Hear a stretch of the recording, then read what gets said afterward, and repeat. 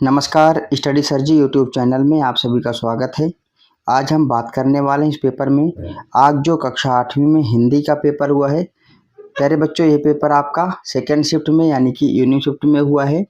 आज हम इस वीडियो में इस पेपर की आंसर की डिस्कस करने वाले हैं। तो बेटा, यदि आप लोगों ने पहले हमारी एक वीडियो देखा होगा और जो आप लोगों का परसों जो मॉर्निंग शिफ्ट का पेपर हुआ होगा, इन दोनों वीडियो को यदि आप लोगों ने देख लिया होगा तो आपका पेपर जरूर बहुत अच्छा हुआ होगा, क्योंकि दोनों पेपरों का मिला करके लगभग 40 नंबर का पेपर रिपीट आया हुआ है। ठीक है, तो यदि आप लोगों ने वीडियो देख लिया होगा तो फायदे में होगे। यदि वीडियो नहीं देखा होगा प्यारे बच्चों, तो आपकी तैयारी कितनी अच्छी थी उसके हिसाब से आपके नंबर आएंगे। अब हम बात करते हैं बेटा आंसर की सबसे पहले देखो यहाँ पर एक क्या आया हुआ, पैराग्राफ आया हुआ है। इस पैराग्राफ को पढ़ना है, इसके आधार पर आपको उत्तर देना है। पैराग्राफ में देख लीजिए बेटा, सबसे पहला प्रश्न क्या है, गद्यांश के अनुसार हमने कई स्थानीय व्यंजन को छोड़ दिया। क्यों छोड़ दिया? तो इसके आंसर में लिख दोगे बेटा घ नंबर, यानी कि दिखावटी आधुनिकता के कारण। ठीक है, अगला प्रश्न देखिए क्या है। अगला प्रश्न है हमारा, प्रतिभोजों में एक साथ कई चीजें रखने का क्या परिणाम हुआ?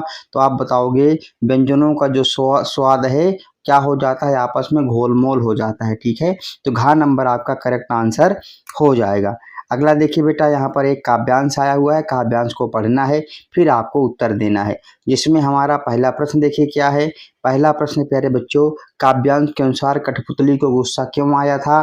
तो आप बता दोगे इसका आंसर ख नंबर, यानी कि धागों से संचालित होने के कारण। ठीक है, कठपुतली धागों से नाचती है ना, तो इसलिए वो जो है उसे गुस्सा आया था। क्यों? क्योंकि कठपुतली स्वतंत्र होना चाहती थी। अगला प्रश्न क्या है, मुझे मेरे पैरों पर छोड़ दो। इस पंक्ति के माध्यम से कठपुतली क्या कहना चाहती है? कठपुतली बताना चाहती है कि उसे जो है स्वतंत्र होने की इच्छा है, यानी ख नंबर आपका करेक्ट आंसर हो जाएगा। अब हम बात करते हैं प्रश्न नंबर 3 में, जो कि व्याकरण के आधार पर कुछ प्रश्न है। सबसे पहले आपको भाववाचक संज्ञा बताना है। तो यहाँ पर भाववाचक संज्ञा क्या है? बुढ़ापा। फिर आपको दूसरे नंबर में व्यक्तिवाचक संज्ञा पहचानना है। तो यहाँ पर व्यक्तिवाचक जो संज्ञा है वो है आपकी काशी। ठीक है, काशी क्या हो जाएगी? व्यक्तिवाचक संज्ञा। आगे देखिए, वह फुटबॉल खेल रहा है। यहाँ पर आपको सर्वनाम बताना है, तो सर्वनाम हो जाएगा आपका क नंबर, यानी कि वह। अगला प्रश्न क्या है, सरिता, लघु सरिता में आपको विशेषण पहचान करके बताना है। तो लघु शब्द क्या है? गुणवाचक विशेषण है। ठीक है, इस प्रकार जो है आपको इसके आंसर देना है। अब हम बात करते हैं प्रश्न नंबर 4 की, जिसमें यहाँ पर प्रश्न आए हुए हैं, उनका यहाँ पर गद्यांश आया हुआ। गद्यांश के आधार पर कुछ प्रश्न पूछे जा रहे हैं, उनका उत्तर आपको देना है। तो सबसे पहले देख लीजिए बेटा, का नंबर में कौन सा प्रश्न है कि गद्यांश के अनुसार भारतवर्ष में भौतिक वस्तुओं के संग्रह के बजाय किस चीज पर अधिक महत्व दिया जाता है? तो आप बताओगे यहाँ पर मनुष्य के आंतरिक गुणों को, यानी ख नंबर जो है आपका आंसर बिल्कुल करेक्ट हो जाएगा। ठीक है, अब हम बात करते हैं दूसरा प्रश्न हमारा क्या है, गद्यांश के अनुसार बुरा आचरण क्या है? तो आप क्या बताओगे? का नंबर आपका यहाँ पर आंसर होगा। का नंबर में क्या दिया हुआ? मन और बुद्धि को निरंकुश छोड़ देना क्या है? बुरा आचरण है। अपने मन और बुद्धि को क्या करना है? अपने काबू में रखना ही अच्छा आचरण है। ठीक है, आगे हम बात करते हैं प्रश्न नंबर 3, गद्यांश के अनुसार किसकी उपेक्षा नहीं की जा सकती? तो आप बताओगे बेटा भूख, दवा और गुमराह व्यक्ति की। कहाँ पर दिया हुआ है बेटा? ये जो है आपका दिया हुआ ग नंबर में, तो यहाँ पर आपका आंसर हो जाएगा। ठीक है, अब हम बात करते हैं बेटा अगले प्रश्न की। चौथा प्रश्न क्या है, प्रस्तुत गद्यांश का संबंध मनुष्य का क्या किससे है बेटा? तो आप बताओगे आचरण से है।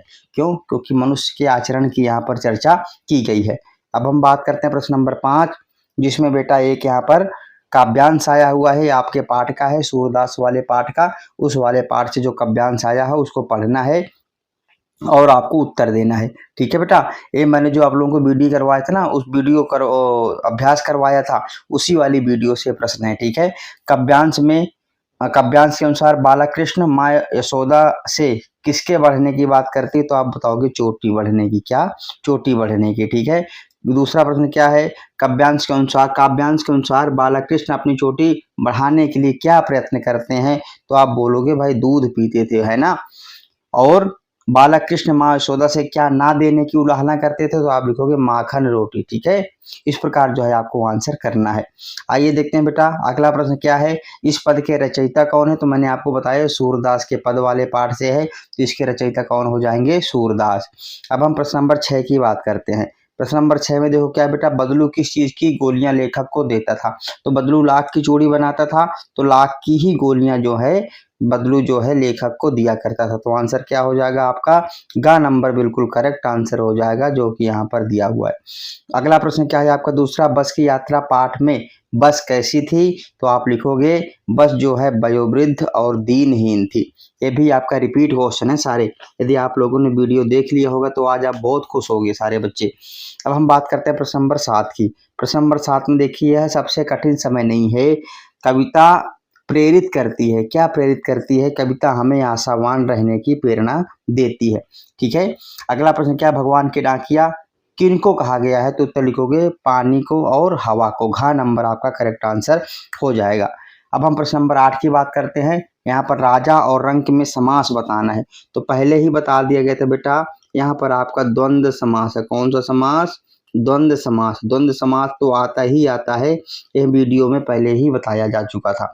भाग्यवान में मूल शब्द और प्रत्यय बताना है, तो यहाँ पर भाग्य क्या है आपका मूल शब्द है, प्रत्यय क्या है यहाँ पर वान, तो आपको इस प्रकार से लिखना था। ठीक है, कामयाब का बेटा भाववाची बनाना है, तो क्या बनाओगे कामयाबी। क्या बनाओगे कामयाबी, इस प्रकार जो है आपको लिखना था इसका आंसर। ठीक है, अब हम बात करते हैं सुंदर फूल में, यहाँ पर विशेषण छाड़ कर लिखना है, तो विशेषण क्या है आपका सुंदर। क्या है विशेषण यहाँ पर सुंदर शब्द जो है आपका विशेषण हो जाएगा। अब हम बात करते हैं प्रश्न नंबर 9 की, जो कि बेटा काव्य वाले पाठों के आधार पर आपको उत्तर देना था।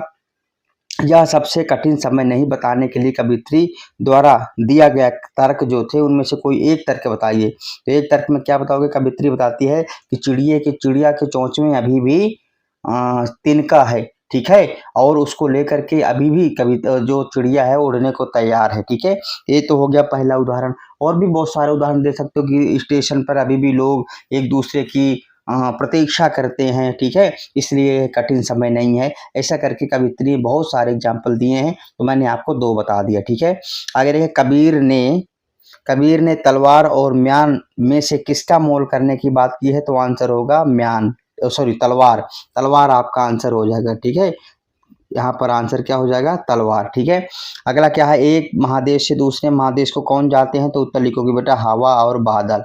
हवा और बादल, ये आपका आंसर हो जाएगा। ठीक है, अब हम बात करते हैं प्रश्न नंबर 10।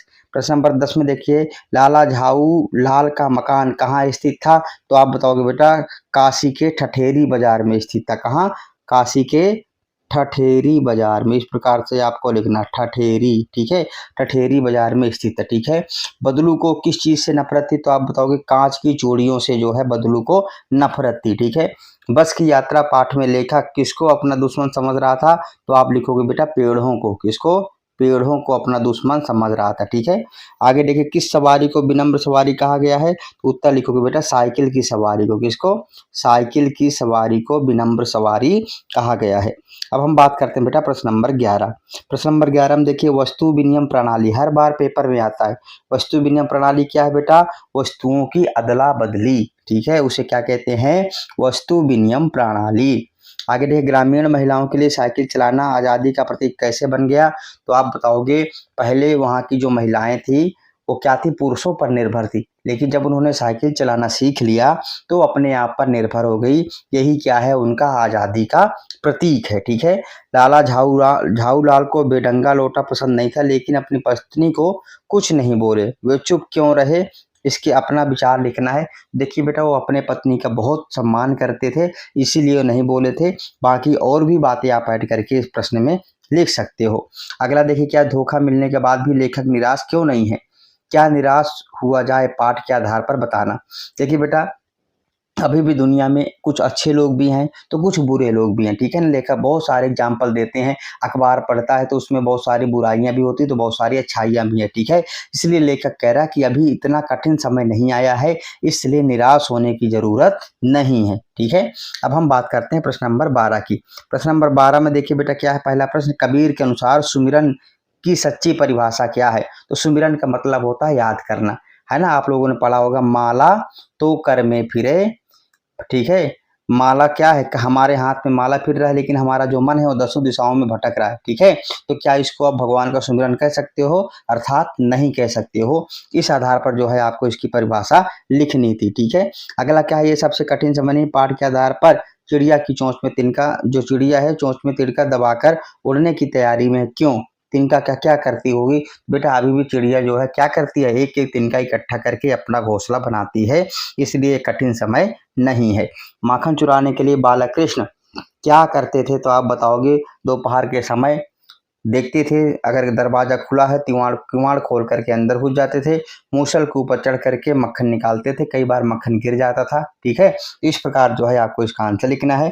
कबीर घास की निंदा करने से क्यों मना कर रहे हैं, तो आप बताओगे बेटा घास क्या है, बहुत छोटी सी चीज है लेकिन जब उड़ करके आंख में पड़ती है तो मनुष्य की हालत खराब कर देती है। इसका कहने का मतलब ये है कि कोई भी व्यक्ति छोटा या बड़ा नहीं होता है, हमें कभी भी किसी की जरूरत पड़ सकती है, इसलिए हमें कभी भी किसी की निंदा नहीं करनी चाहिए, ठीक है।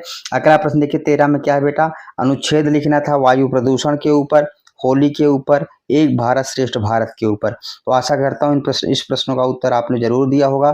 उसके बाद आपको पत्र लिखना है, बड़ी बहन के विवाह में सम्मिलित होने के लिए आपको प्रिंसिपल के लिए पत्र लिखना था, अथवा देशभक्ति गीत प्रतियोगिता में प्रथम आने के लिए अपने छोटे भाई को बधाई देने वाला पत्र आपको लिखना था। इस प्रकार ये आपका पेपर है। आशा करता हूँ सारे बच्चों का पेपर बहुत अच्छे से हुआ होगा।